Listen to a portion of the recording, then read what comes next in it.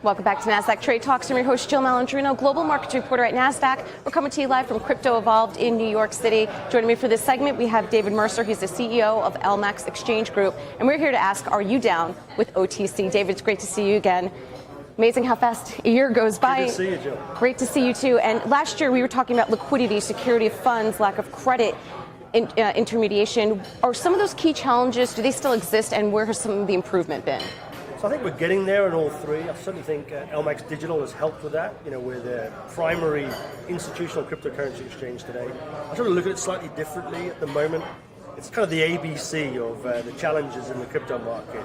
It's the adoption more widely worldwide of cryptocurrencies. It's banking, the lack of banking in the system today. It's very difficult for some of the institutions that are here today to even get a bank account with a reputable bank. So we're using banks with much smaller balance sheets than you'd expect in traditional capital markets.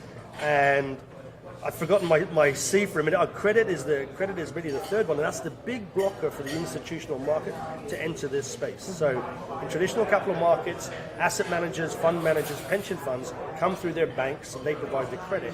Within the crypto space at the moment, you're asked to send your coin or your fiat to unknown persons on the other side of it. So that's the ABC. I think we're getting there, and we need more people like LMAX Digital, I think, to try and solve those challenges. All right, now let's go back to market structure and how it's evolving. The panel you sat on was down with OTC, Sure. and now that song's stuck in my head for the rest of the day. Indeed, so the market structure, look, I think there's two real challenges. The split between OTC and on exchange, and then it's, if you like, there's the cash product versus derivative, and the third one potentially would be retail versus institution. So OTC has its place. I come traditionally from a fiat background. In the fiat background, it's mostly an OTC product, and there you have people trading from their own inventory. In crypto, you don't have a lot of people being able to trade from their own inventory. So I personally think it's an on-exchange product. We're evangelists at LMAX Digital for central limit order books. I think really that's the evolution. Then you have a cash versus derivative issue. We operate only a spot cash exchange. I think that's the real driver of this market going forward, to create something of value. The derivatives are based on very nascent retail platforms, and I think it might be too early. Exchanges are normally built on efficient cash markets. And then the third bit is retail versus institutional. Frankly, it's still very much a retail market. Right. I think the institutions are coming.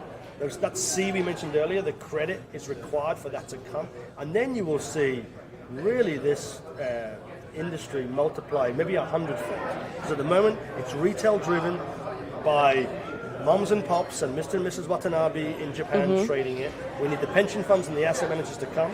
And then this thing could be 100 times the time it is today. I mean, it takes time to evolve, like any market does, but the conversation could be very different in the next year or two from what we're talking about today. And now, LMAX Digital, some milestones for you, operational. You've been live for over a year. Let's learn about your milestones. So look, it's been a very exciting time for LMAX Digital. We're 12 months in. It's the fastest growing exchange we've ever built. It's our 5th exchange. We broke even in month 5. We had our biggest day ever just gone on Saturday. We traded 640 million of cryptocurrencies, spots. We think that was number one in the marketplace, maybe as much as 10-20% of the whole spot market. That was exciting. In the whole month of June, we'll probably trade 6 billion.